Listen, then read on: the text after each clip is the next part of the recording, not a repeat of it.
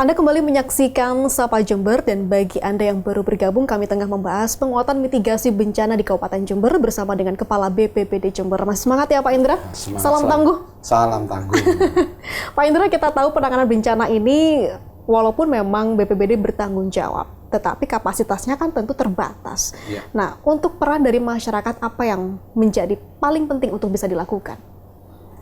Terima kasih. Untuk sementara ini di penanganan bencana itu tidak hanya BPBD yang berjalan, tapi hampir semua lini sektor yang ada di Kabupaten Jember kekuatannya, baik dari TNI, Polri, maupun dari pihak swasta, perguruan tinggi, dan masyarakat yang tergabung dalam tim relawan.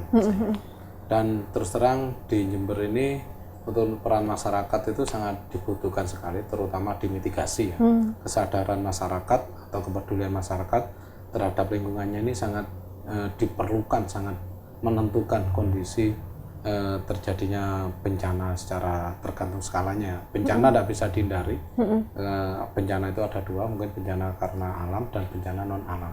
Yang menjadi peranan masyarakat terutama di bencana mitigasi non alamnya.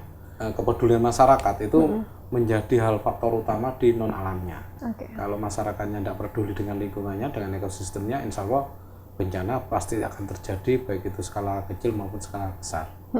Nah, ini melalui penguatan desa tangguh bencana, ada Destana, kemudian ada forum pengurangan risiko bencana. Nah, seberapa besar pengaruh kedua lembaga atau komunitas ini kalau misalkan bisa berjalan dengan optimal?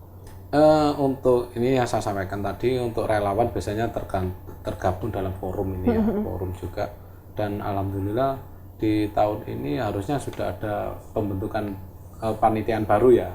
Istilahnya ada batasan kepanitiaan ya. Jadi harusnya sudah kami refresh juga. Tapi kami masih konsentrasi di Destananya. Kalau Destana ini terus terang BPBD hadir di situ karena namanya Destana Desa Tangguh Bencana. Jadi peranan kami hanya menyampaikan kepada desa untuk bisa membentuk Destana terkait dengan relawan yang tergabung di Destana. Itu relawan lagi, yang intinya relawan. Jadi pewadahan untuk relawan itu ada dua, Destana sama di FPR ya, forum relawan itu bencana, peduli bencana. Dan terus terang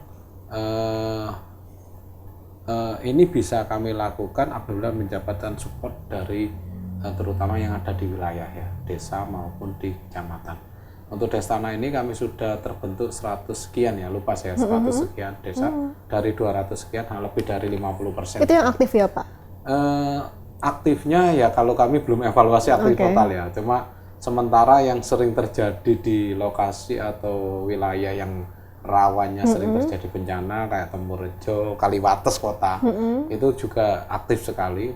Pak Indra itu ya Destananya, sama-sama Indranya sebenarnya.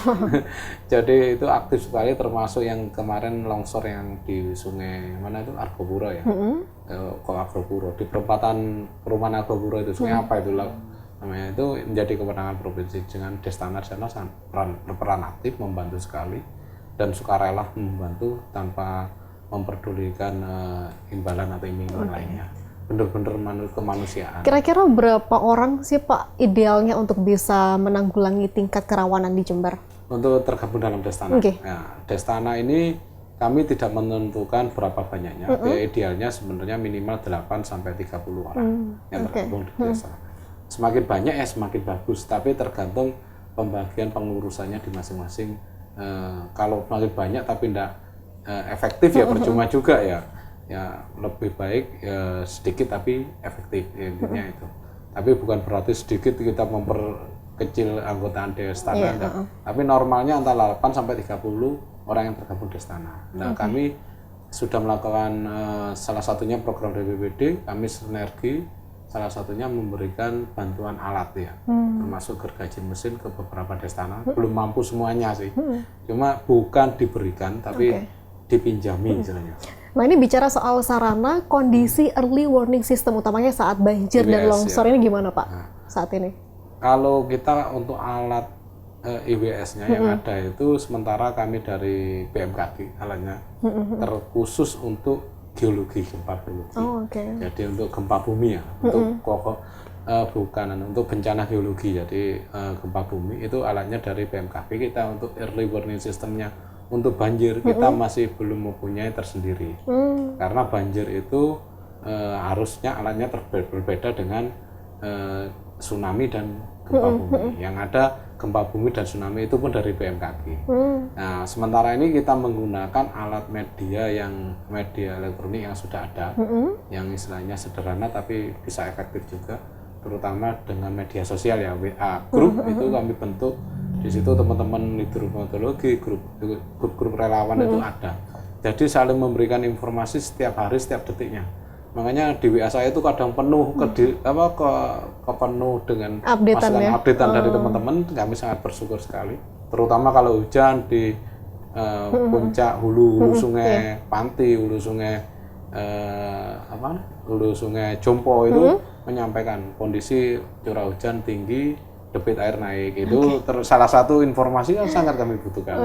Siap Pak Indra, kita beralih untuk sisi pembiayaan. Ini kami dengar di 2026 pemerintah kabupaten mengalokasikan sekitar 15 miliar rupiah untuk penanganan kebencanaan. Apakah anggaran ini sepenuhnya untuk bencana, dan sebenarnya berapa angka ideal untuk bisa memitigasi penanganan pra dan pasca bencana? Kami mohon maaf sebelumnya, 15 miliar ini bentuknya bukan di BPBD.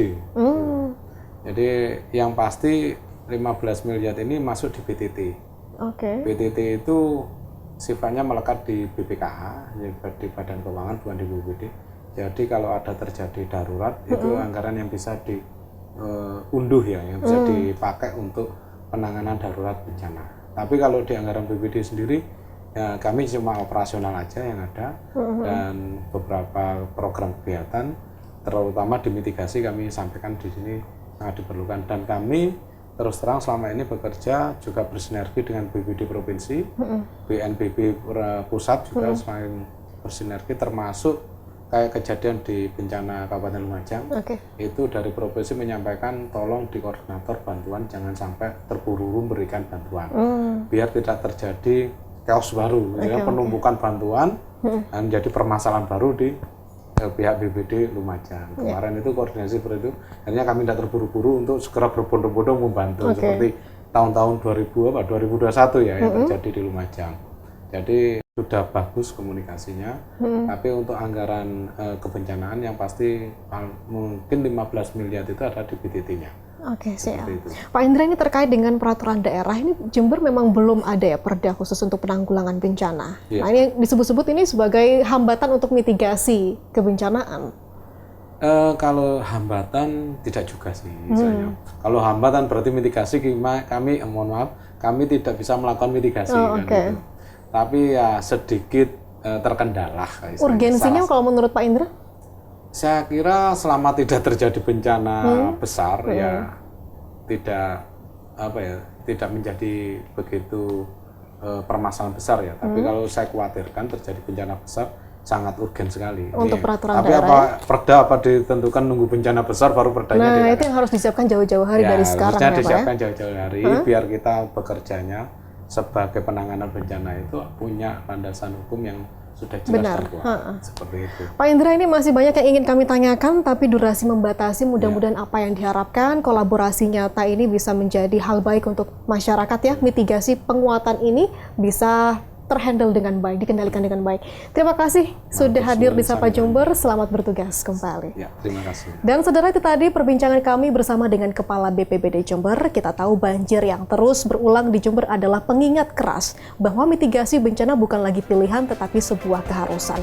Tata ruang yang bermasalah, drainase yang tersumbat, dan alih fungsi lahan tak bisa lagi dikendalikan. Hanya dengan kolaborasi nyata antara pemerintah dan masyarakat, setiap tetes hujan bisa dimanfaatkan bukan jadi ancaman. Dengan sinergi yang kuat, kita berharap Jember bisa lebih siap menghadapi potensi bencana di masa depan. Akhirnya, saya Pia Mediana pamit undur diri. Sampai jumpa.